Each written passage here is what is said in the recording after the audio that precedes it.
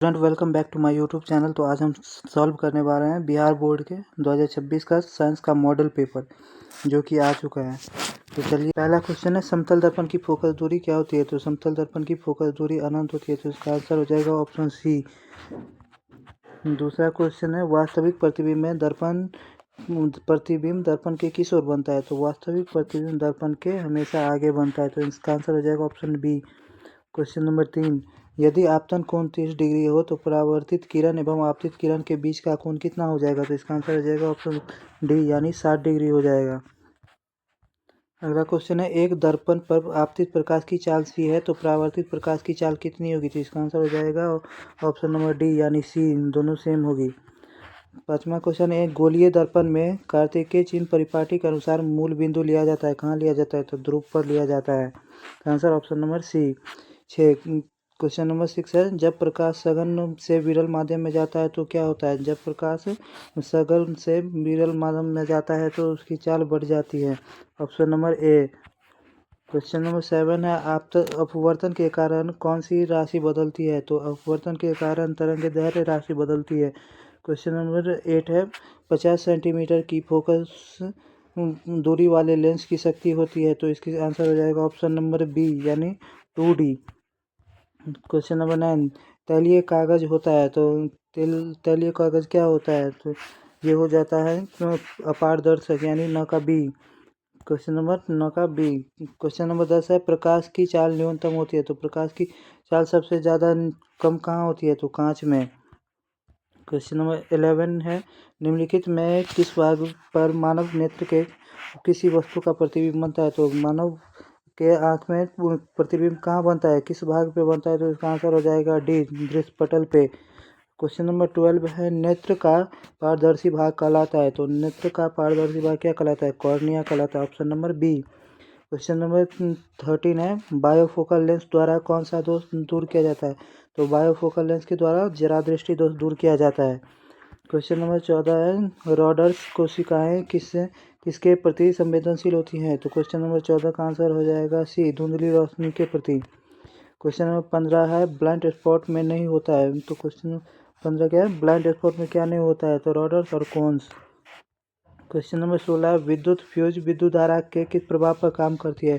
तो विद्युत फ्यूज विद्युत धारा के उसमें प्रभाव पर काम करती है। क्वेश्चन नंबर 17 है किसी उपकरण में धनात्मक और ऋणात्मक चिन्ह नहीं होते हैं। किस उपकरण में धनात्मक और ऋणात्मक चिन्ह नहीं होते हैं। तो इसका आंसर हो जाएगा कुंडली, ऑप्शन नंबर सी। अगला क्वेश्चन है निम्नलिखित में कौन सा मात्रक वॉट के बराबर होता है। तो इसमें कौन सा होगा, इसका आंसर हो जाएगा जूल पर सेकेंड, ऑप्शन नंबर ए। अगला क्वेश्चन है विद्युत हीटर के तार की कुंडली बनी होती है। विद्युत हीटर की तार की कुंडली किससे बनी होती है। तो वो होती है nichrome B, option question number 19 का डी। अगला क्वेश्चन है कार्य करने की क्षमता को क्या कहते हैं। तो कार्य करने की क्षमता को ऊर्जा कहते हैं। तो इसका आंसर हो जाएगा option number C. Question number 21 विद्युत धारा के चुंबकीय प्रभाव की खोज किसने की थी। तो विद्युत धारा के चुंबकीय प्रभाव की खोज ऑस्टर्ड ने की थी, 1820 ईस्वी में की थी, ऑस्टर्ड ने की थी। क्वेश्चन नंबर 22 चुंबकीय बल रेखा की प्रकृति होती है। चुंबकीय बल रेखा की प्रकृति होती है तो ये काल्पनिक होती है हमेशा। अगला क्वेश्चन है विद्युत धारा उत्पन्न करने की युक्ति को क्या कहते हैं। तो विद्युत धारा उत्पन्न करने की युक्ति को जनित्र कहते हैं या विद्युत जनित्र कहते हैं। लघुपतन के समय पर परिपथ का प्रतिरोध क्या होता है। तो लघुपतन के समय प्रतिरोध बहुत ही कम हो जाता है। अगला क्वेश्चन है क्वेश्चन नंबर 25 नाभिकीय ऊर्जा प्राप्त करने हेतु आवश्यक है। तो नाभिकीय ऊर्जा प्राप्त करने के हेतु आवश्यक है तो इसमें से uranium, option number C. Question number 26 है प्रकृति में पृथ्वी पर ऊर्जा का मुख्य स्रोत क्या है। तो प्रकृति में पृथ्वी पर ऊर्जा का मुख्य स्रोत सूर्य है। अगला क्वेश्चन है निम्नलिखित में से किसका अर्थ जल होता है। तो इसका आंसर हो जाएगा हाइड्रो, इसका अर्थ जल होता है। क्वेश्चन नंबर 28 निम्नलिखित में से कौन सा युग एकल विस्थापन अभिक्रिया को प्रदर्शित करता है। तो इसका आंसर हो जाएगा डी, यानी AgNO3 विलयन एवं कॉपर धातु। अगला क्वेश्चन है साग सब्जी का विघटित होकर कंपोस्ट बनना किस अभिक्रिया का उदाहरण होता है। इसका आंसर हो जाएगा ऊष्माक्षेपी, ऑप्शन नंबर बी। अगला क्वेश्चन है निम्नलिखित में से कौन ऑक्सीकरण की क्रिया नहीं करती है। तो निम्नलिखित में से कौन ऑक्सीकरण की अभिक्रिया नहीं करती तो इसका आंसर हो जाएगा ये अवक्षेपण, ऑप्शन नंबर डी। अगला क्वेश्चन है ग्लूकोज का रासायनिक सूत्र क्या होता है? तो ग्लूकोज का रासायनिक सूत्र ये होता है C6H12O6। ये ग्लूकोज का रासायनिक सूत्र होता है।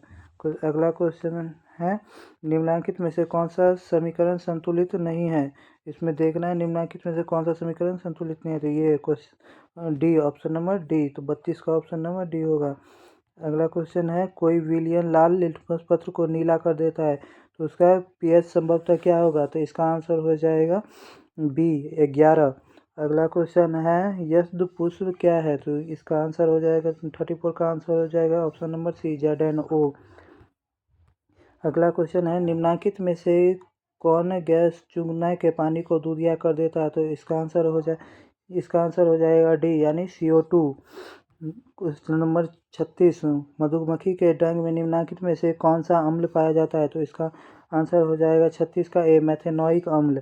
अगला क्वेश्चन है प्लास्टर ऑफ पेरिस का रासायनिक सूत्र क्या होता है? तो प्लास्टर ऑफ पेरिस का रासायनिक सूत्र ऑप्शन नंबर डी है CaSO4H2O। तो इसका रासायनिक सूत्र होता है 38। क्वेश्चन नंबर 38 अम्ल और क्षार आपस में अभिक्रिया नहीं कर पाते हैं। अम्ल और क्षार आपस में अभिक्रिया नहीं कर पाते हैं तो इसका आंसर आएगा सी लवण के कारण। अगला क्वेश्चन है निम्नलिखित में से किस तत्व में संयोजी इलेक्ट्रॉन की संख्या सबसे अधिक होती है? तो इसका आंसर हो जाएगा 39 का ऑप्शन नंबर सी पोटेशियम में, फॉस्फोरस में। अगला क्वेश्चन है क्वेश्चन नंबर 40 क्यूपराइट निम्नलिखित में से किस धातु का अयस्क है? तो इसका आंसर हो जाएगा क्यूपराइट निम्नलिखित में से किस, तो question number option number C यानी कॉपर का। चलिए आज के वीडियो में इतना ही, मिलते हैं नेक्स्ट वीडियो में। इससे आगे 30 क्वेश्चन बचे हैं वो कंप्लीट कर लेंगे। तब तक के लिए कीप लर्निंग और